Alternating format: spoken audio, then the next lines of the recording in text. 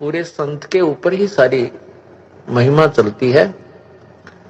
अब जहां भी गुरु का जिक्र आता है आध्यात्मिक सदग्रंथों में, तो वह पूर्ण गुरु की तरफ ही संकेत होता है। बाकी नकली गुरु भी गुरु ही कहलाते हैं। जैसे डुप्लीकेट वस्तु होती है, उसका नाम भी उसी जैसा होता है, लेकिन वो ओरिजिनल वस्तु वाला कार्य नहीं कर सकती। उस परमपिता की कृपा से ही सत्संग में आना होता है। वो भक्त बहुत ही पुण्यकर्मी होते हैं जिनको सत्संग में आने का अवसर प्राप्त होता है। इसी समय में कोई हॉस्पिटल में पड़ा है, कोई किसी टेंशन में पड़ा है, किसी को कोई कष्ट है, कोई किसी कारण से कोई चोरी की तैयारी कर रहा है, कोई डाके की तैयारी कर रहा है, कोई 2 नंबर के काम की स्कीम बना रहा है, कोई राजनीति में उलझा बैठा है, कोई कुछ हो रहा है, किसी के साथ कोई झगड़ा हो रहा है। और जो पुण्यात्मा यहाँ सत्संग में पहुंची है, धन्य है उनके माता पिता जिनसे जन्म हुआ। धन्य है वह पुण्यकर्मी प्राणी जिनको यहाँ आने का सुअवसर प्राप्त होता है।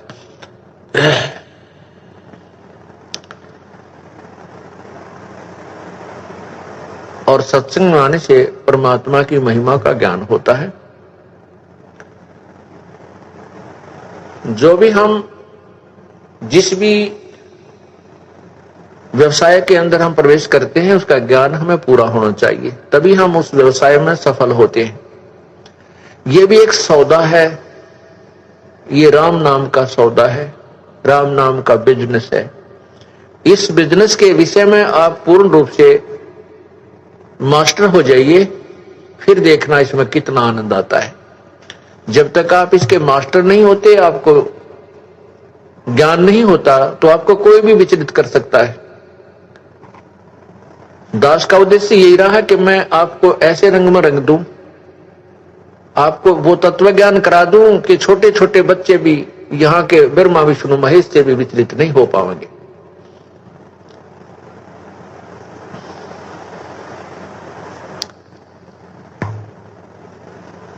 और यहाँ के छोटे मोटे संत पंतों की तो कहनी क्या है, वो तो हमारे भक्तों को टस से मस कर ही नहीं सकते।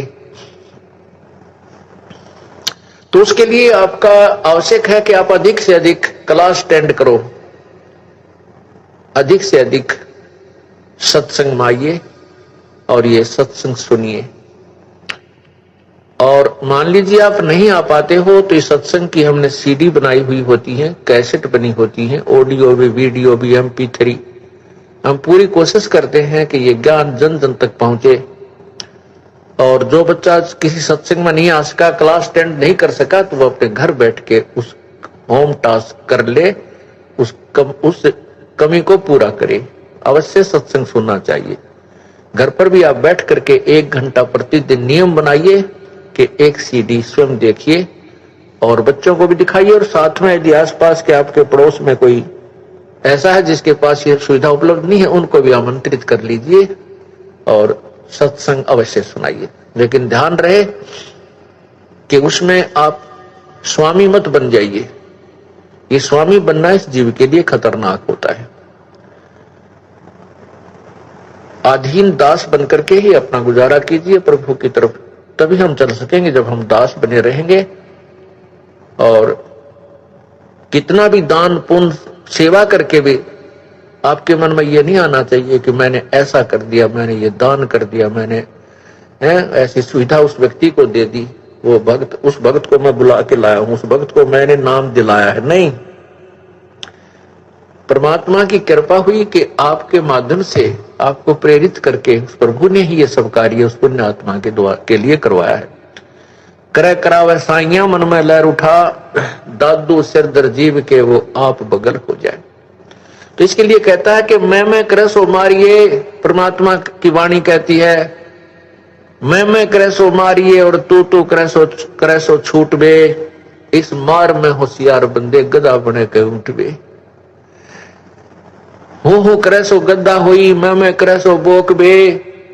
और बंदा बिसारे बंदगी तो स्वान है सब लोक बे।